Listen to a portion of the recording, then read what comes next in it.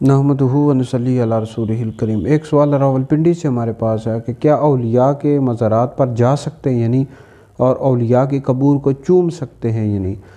تو اس حوالے سے مصنف عبدالرزاق میں حدیث موجود ہے کہ نبی پاک علیہ السلام سال کے شروع میں شہدائے احد کی قبور پر تشریف لے جاتے اور فرماتے السلام علیکم بما صبرتم فنعم عقبی الدار۔ راوی کہتے ہیں کہ حضرت ابوبکر صدیق، حضرت عمر، حضرت عثمان غنی رضی اللہ تعالیٰ عنہم اجمعین بھی ایسا ہی کیا کرتے تھے۔ تو اولیاء کے قبور پر جا سکتے ہیں، اس میں کوئی حرج نہیں ہے۔ اور اس میں یاد رکھیں کہ قبر کو سجدہ کرنا عبادت کی نیت سے کفر ہے۔ اگر کسی نے عبادت کی نیت سے قبر کو سجدہ کیا، کسی ولی کی قبر کو سجدہ کیا، تو ایسا شخص دائرہ اسلام سے خارج ہو جائے گا۔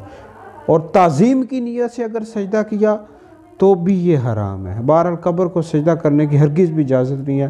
اور دوسری بات یہ ہے کہ قبر کا طواف کرنا یہ بھی جائز نہیں ہے، کیونکہ جو طواف ہے خانہ کعبہ کے ساتھ خاص ہے، طواف کرنے کی بھی اجازت نہیں ہے۔ اور تیسری بات یہ ہے کہ قبر کو بوسہ دینا، جو اللہ کا ولی ہوتا ہے اس کے قبر کو بوسہ دینا، اس حوالے سے علماء کا اختلاف ہے۔ جمہور علماء اس کو مکروہ جانتے ہیں، لہذا اس سے بچنا ہی بہتر ہے، نہیں دینا چاہیے۔ بہرحال اگر کسی نے دے دیا، کسی ولی اللہ کی قبر کو بوسہ دے دیا تو ناجائز اور گناہ نہیں ہے، لیکن بہتر یہ ہے کہ نہ دے، بچنا چاہیے اس سے۔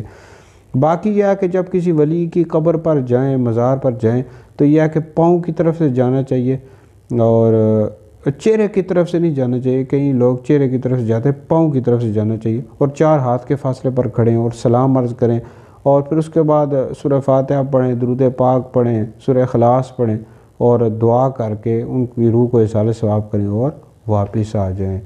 تو بہرحال یہ ویڈیو سن کر دوسرے لوگوں تک بھی پہنچائیں، یہ آپ کے لیے بہت بڑا صدقہ جاری ہے۔